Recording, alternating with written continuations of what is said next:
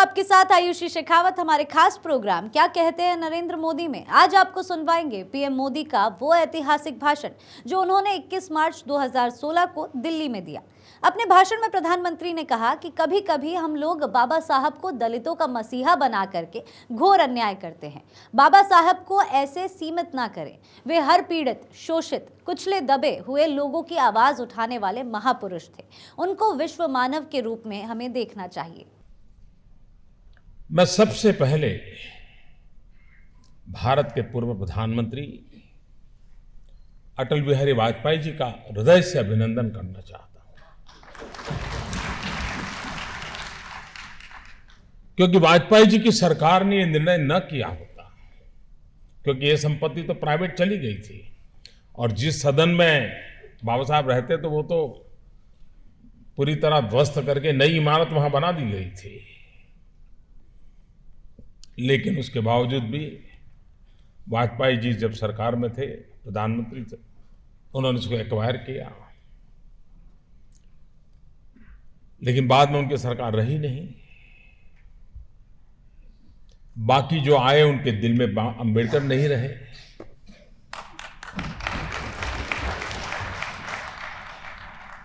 और उसके कारण मकान एक्वायर करने के बाद भी कोई काम नहीं हो पाया।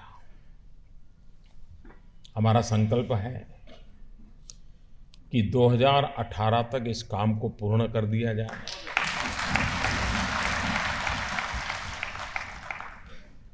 कभी कभार मेरी एक शिकायत रहती है और ये शिकायत मैं कई बार बोल चुका हूं, लेकिन हर बार मुझे दोहराने का मन करता है।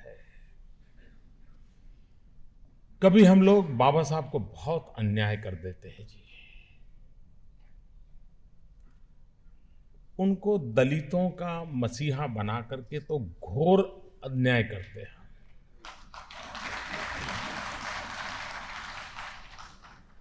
बाबा साहब को ऐसे सीमित न करें। वे अमानवीय हर घटना के खिलाफ आवाज उठाने वाले महापुरुष थे। हर पीड़ित, शोषित, कुचले, दबे उनकी वो एक प्रखर आवाज थे। उनको भारत की सीमाओं में बांधना ठीक नहीं है, उनको विश्व मानव के रूप में हमने देखना चाहिए।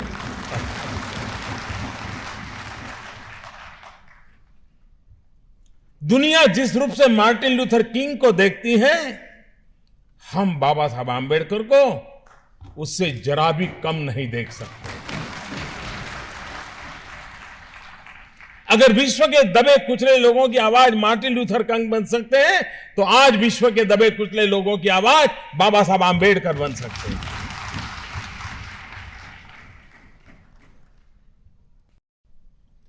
कभी इतिहास के झरोखे से मैं देखूं तो मैं दो महापुरुषों को एक विशेष रूप से देखना चाहूंगा। एक सरदार वल्लभ भाई पटेल और दूसरे बाबा साहब आंबेडकर। देश जब आजाद हुआ तब अनेक राजे रजवाड़ों में यह देश बिखरा पड़ा था। राजनैतिक दृष्टि से बिखराव था, व्यवस्थाओं में बिखराव था, शासन तंत्र बिखरे हुए थे और अंग्रेजों का इरादा न था कि ये देश बिखर जाए। हर राजे रजवाड़े अपना सर ऊंचा कर करके ये देश को जो हालत में छोड़े छोड़े, लेकिन सरदार वल्लभ भाई पटेल थे जिन्होंने राष्ट्र की एकता के लिए सभी राजे रजवाड़ों को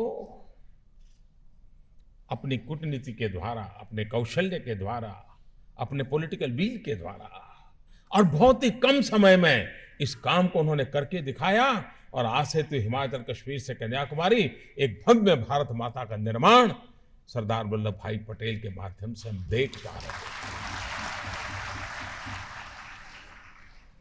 तो एक तरफ राजनीतिक बिखराव था तो दूसरी तरफ सामाजिक बिखराव था। हमारे यहां ऊंच नीच का भाव, जातिवाद का जहर, दलित, पीड़ित, शोषित, वंचित, आदिवासी, इन सब के प्रति उपेक्षा का भाव, और सदियों से ये बीमारी हमारे बीच घर कर गई थी। कई महापुरुष आए, उन्होंने सुधार के लिए प्रयास किया। महात्मा गांधी ने किया, कई, यानी कोई शताब्दी ऐसी नहीं होगी कि हिंदू समाज की इस बुराइयों को नष्ट करने के लिए प्रयास न हुआ हो। लेकिन बाबा साहब आंबेडकर ने राजनीतिक संवैधानिक व्यवस्था के माध्यम से सामाजिक एकीकरण का बीड़ा उठाया। जो काम राजनीतिक एकीकरण का सरदार पटेल ने किया था, वो काम सामाजिक एकीकरण का बाबा साहब आंबेडकर जी के द्वारा। और इसलिए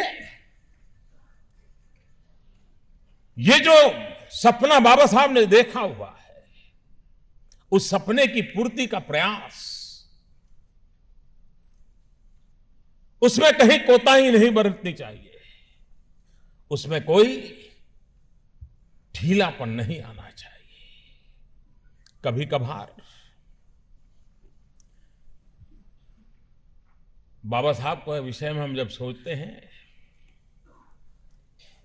हम में से बहुत कम लोगों को मालूम होगा कि बाबा साहब को मंत्री परिषद से इस्तीफा देने की नौबत क्यों आई।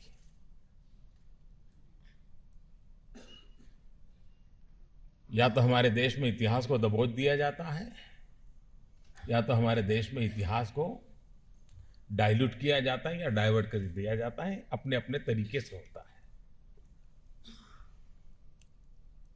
हिंदू कोड बिल बाबा साहब की अध्यक्षता में इस काम चल रहा था, और उस समय प्रारंभ में शासन के सभी मुखिया वगैरह सब इस बात में साथ दे रहे थे। लेकिन जब हिंदू कोड बिल पार्लियामेंट में आने की नौबत आई और महिलाओं को उसमें अधिकार देने का विषय जो था, संपत्ति में अधिकार, परिवार में अधिकार, महिलाओं को इक्वल राइट देने की व्यवस्था थी उसमें, क्योंकि बाबा साहब आंबेडकर किसी को भी वंचित, पीड़ित, शोषित देख ही नहीं सकते थे। और यह सिर्फ दलितों के लिए नहीं था, टाटा बिरला परिवार की महिलाओं के लिए भी था और दलित बेटी के लिए भी था। यह बाबा साहब का विजन देखिए। लेकिन उस समय की सरकार इस प्रोग्रेसिव बातों के सामने जब आवाज उठी तो टिक नहीं पाई। सरकार दब गई कि भारत में ऐसा कैसे हो सकता है कि महिलाओं को संपत्ति का अधिकार देंगे, वो तो बहू बन करके कहीं चली जाती हैं, तो फिर पता नहीं क्या हो जाएगा, समाज में कैसा बिखराव, ये सारे डर पैदा हुए। 50 प्रकार के लोगों ने अपना भय व्यक्त किया। ऐसे समय बाबा साहब को लगा कि अगर भारत की नारी को हक नहीं मिलता है तो फिर उस सरकार का बाबा साहब हिस्सा भी नहीं बन सकते, और उन्होंने सरकार छोड़ दी थी। और जो बातें बाबा साहब ने सोची थी वो बाद में समय बदलता गया, लोगों की सोच में भी थोड़ा सुधार आता गया। धीरे धीरे कभी एक चीज सरकार ने मान ली, कभी दो मान ली, कभी एक आई, कभी दो आई। धीरे करके बाबा साहब ने जितना सोचा था वो सारा बाद में सरकार को स्वीकार करना पड़ा। लेकिन बहुत साल लग गए, बहुत सरकारें आके चली गई। कहने का मेरा तात्पर्य यह है कि अगर मैं दलितों के अंदर बाबा साहब को सीमित कर दूंगा तो इस देश की 50% जनसंख्या माताओं बहनों को बाबा साहब ने इतना बड़ा हक दिया, उनका क्या होगा। और इसलिए यह आवश्यक है कि हम बाबा साहब को उनकी पूर्णता के रूप में समझे, स्वीकार करें।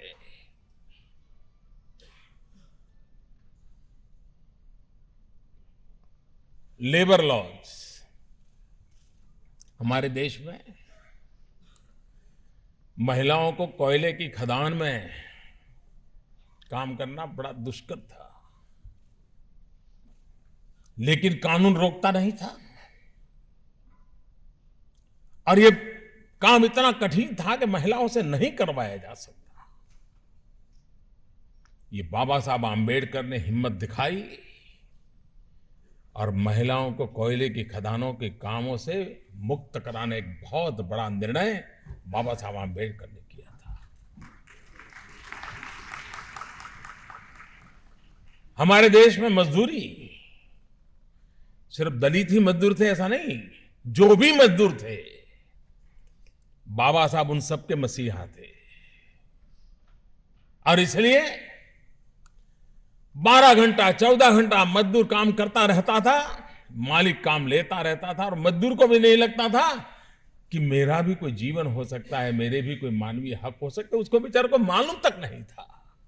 और न ही कोई बाबा साहब आंबेडकर को मेमोरेंडम देने आया था कि हमसे इतने काम लिया जाता है, कुछ हमारा करो। ये बाबा साहब की आत्मा की पुकार थी कि उन्होंने 12 घंटे 14 घंटे काम हो रहा था, 8 घंटे सीमित किया।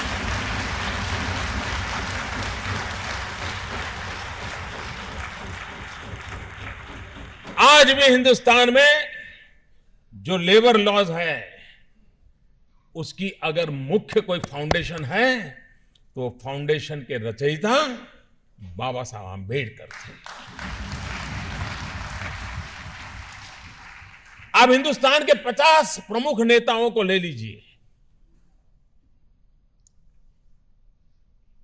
जिनको देश के निर्णय करने की प्रक्रिया में हिस्सा लेने का अवसर मिला है।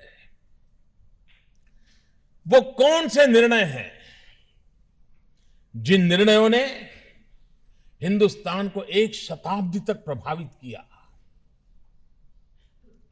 पूरी 20वीं शताब्दी में जो विचार, जो निर्णय देश पर प्रभावी रहे, जो आज 21वीं सदी के प्रारंभ में भी उतने ही ताकत से काम कर रहे हैं, अगर आप किस किस के कितने निर्णय इसका अगर खाका बनाओगे तो मैं मानता हूं कि बाबा साहब आंबेडकर नंबर 1 पर रहेंगे कि जिनके द्वारा सोची गई बातें, जिनके द्वारा किए गए निर्णय आज भी रिलेवेंट है। आप देख लीजिए पावर जनरेशन, इलेक्ट्रिसिटी। आज हम देख रहे हैं कि हिंदुस्तान में ऊर्जा की दिशा में जो काम हुआ है उसका अगर कोई स्ट्रक्चर व्यवस्था बनी तो बाबा साहब के द्वारा बनी थी। और उसी का नतीजा था कि इलेक्ट्रिक बोर्ड वगैरह, इलेक्ट्रिक जनरेशन के लिए अलग व्यवस्थाएं खड़ी हुई, जो आगे चल करके देश में विस्तार होता गया। और भारत में ऊर्जा की दिशा में सेल्फ सफिशिएंट बनने के लिए, भारत में घर घर ऊर्जा पहुंचाने की दिशा में उस सोच का परिणाम था कि उन्होंने एक स्ट्रक्चर व्यवस्था देश को दी। आपने देखा होगा अभी अभी पार्लियामेंट में एक बिल हम लोग लाए।